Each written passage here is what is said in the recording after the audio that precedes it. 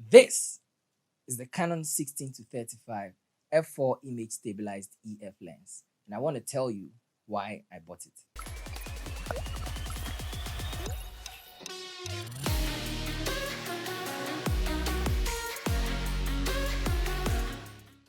Hi guys, my name is Adolphus and welcome to the channel. If you like anything that is remotely close to photography, videography, graphic design, anything that has to do with media stuff, pictures, videos, subscribe to this channel so that anytime I upload a video, you'll get to know immediately. First, let's talk about camera lenses in general, image stabilization, focal length, aperture, and then I'll tell you why I bought this lens. To begin with, lenses can be classified into two types according to the kind of zoom or the kind of focal length they have. What do I mean by that? We've got what you call zoom lenses, all right? That is basically lenses that can zoom in and zoom out, okay? And we've got what you call prime lenses, which is what I'm using currently. And prime lenses don't zoom in and zoom out. They are set at a specific focal length and they stay there. So if you want to capture a larger area, for example, with a prime lens, you can't necessarily zoom out. You have to physically move back to capture a larger area. And if you want to capture a smaller area than what you're getting, with a prime lens, you have to physically move closer. But with a zoom lens, you can simply zoom in. They can also be categorized into two types based on aperture: constant aperture and variable aperture. What do I mean by this? So to understand this, we need to understand the concept of aperture first. Aperture is quite a complicated subject when you're getting into the technicalities of it. All right, so I'll try to keep it as simple as I can. Basically, the aperture of a lens helps you to take brighter images or darker images. So it helps to control the amount of light that enters your camera lens. Simple enough. Now, with a constant aperture, if I open up the lens to a specific point, it stays there in a lens that is a constant aperture lens. But with a variable aperture lens, it will either become smaller or larger if I zoom in or out. An aperture is measured in what you call f-stops. So you can have an aperture of f1.4, f1.8, f2.0, f2.2, and it goes up to around f2, f22s and all that. So this is basically how wide or how narrow your iris, the iris of your lens, will open to allow light in. And so the smaller the number, the wider your camera lens opens up to receive light. And the higher the number, the less light that enters your lens. And so if you have an aperture of 1.4, it's going to be relatively bright as compared to an aperture of 2.8. And f2.8 is brighter than an aperture of f4.0, and so on and so forth. And so this lens that I recently got is a 16 to 35 f4, meaning that it has a constant aperture. The widest it can open up to is f4. And this aperture, any aperture I set it to, either f4, f5.6, f6.0, f6.3, is going to stay there. It's not going to change. So the brightness won't change. But I have this Sigma 18 to 200, all right? And this Sigma's aperture is variable. So what happens is that whether based on me zooming in or zooming out, the aperture changes constantly, and that prevents it from being at the same brightness that I set it at when I began shooting at a particular focal length. And when we talk image stabilization is in the name. Currently, I'm using a 50mm f1.4, so its aperture is f1.4. That's where it starts from, and then it can get smaller and smaller and smaller, right? But it doesn't have image stabilization. So if I take a picture or if I take a video, it's not going to take out certain shakes that result from me, because I'm human, and when I'm holding something, I will definitely have some minor or minute tremors. But this f16 to 35 f4 has image stabilization, and so when I turn image stabilization on, it's able to remove all those jitters, or at least most of them. And when I turn it off, then it has no image stabilization. Basically, that's how it is. And so you can also have a camera that has in-body image stabilization. So when you pair it up with A lens that has no image stabilization, it's fine. The camera will do most of the work for you. If you have a camera that has no in-body image stabilization and you pair it with a lens that has image stabilization, the lens will do the work for you. But if you have a camera and a lens that has image stabilization, in-body image stabilization, and a lens that has image stabilization, you put them together, it's phenomenal. So the problem is when you have a camera that has no image stabilization and a lens that doesn't have. That's when you have to, procure a gimbal or just set up a tripod. Make sure you reduce your movement as much as possible to get the best image. Currently, I'm using the Canon EOS RP. It doesn't have image stabilization in body. It has electronic, right?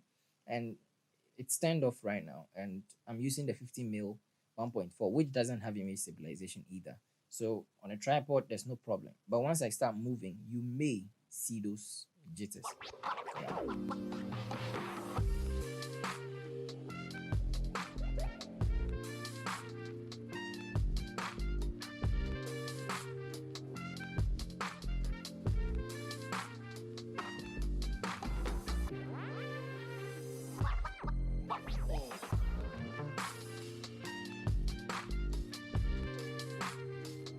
All right. So probably you have a few photographer friends or videographer friends who keep saying things like my 16 to 35, my 24 to 70, my 70 to 200, or you you you own something like that, but you don't actually know where that comes from.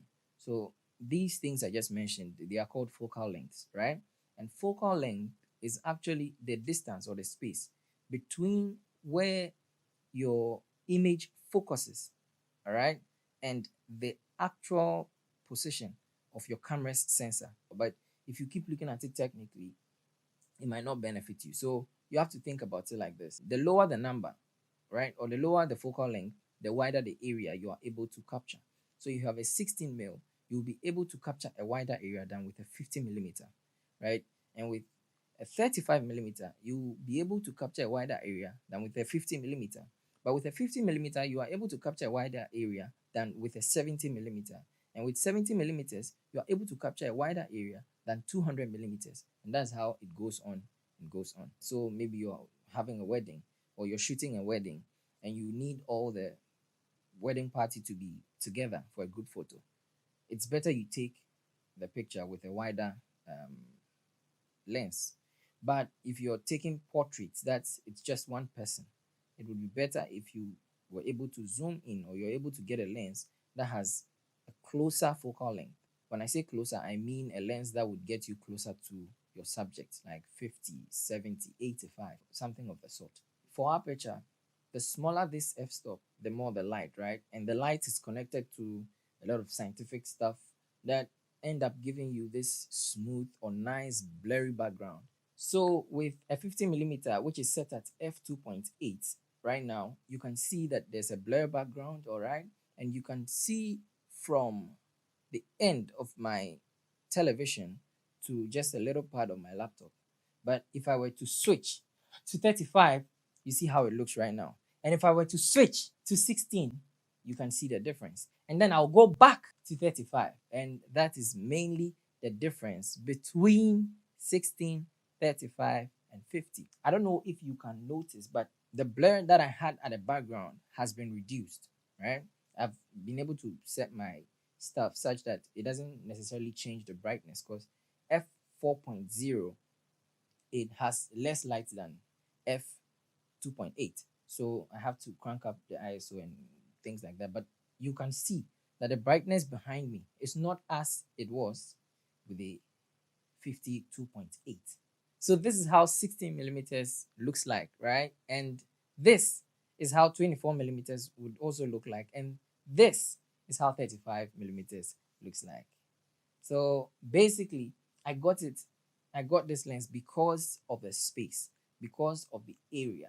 I didn't want to shoot on the 50 so that you guys would just be seeing just my nose or, my chin, because it's very tiring trying to set up the area in a very small space with a 50 mil to try and get, that kind of angle where the people can see you and not just your face, but they can see a part of your chest and your arms and all that. So Mainly, I bought this camera because of the space I'm working in. And this is a great fit for working in tight spaces. Now, I'm currently shooting at f4.0 because that is the highest aperture I can go to. So in this confusing world, when I say high, I actually mean that the numbers are low. And when I say low, actually mean that the actual numbers are high. So if I say f2.8, it basically means that it's a higher aperture, and f4 is a lower aperture. There's actually a version of this same lens, 16 to 35, which is f2.8. That would give me the blur background like you saw with the 50mm, and would also give me enough light, right? But the downside to that is that number one, it does not have image stabilization. Second thing is it's crazy expensive. Okay, so this particular lens, I bought it at 5,065 Chinese yuan. Okay, that's approximately $785. But the f2.8 Mark III version without stabilization, because this has stabilization, that one doesn't have stabilization. F2.8 without stabilization costs more than twice the amount. That's about 10,266 Chinese yuan, approximately $1,590.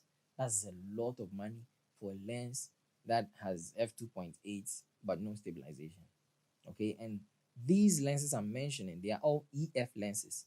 All right, Canon has a new line of lenses now called the RF lenses.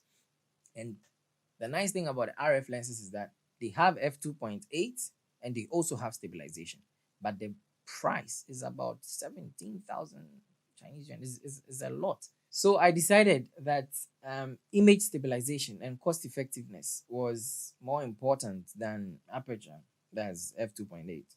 And so that's why I got this instead of the RF line, and instead of the f2.8 version of this, which has no image stabilization and is twice the price, or even more than twice the price of this one.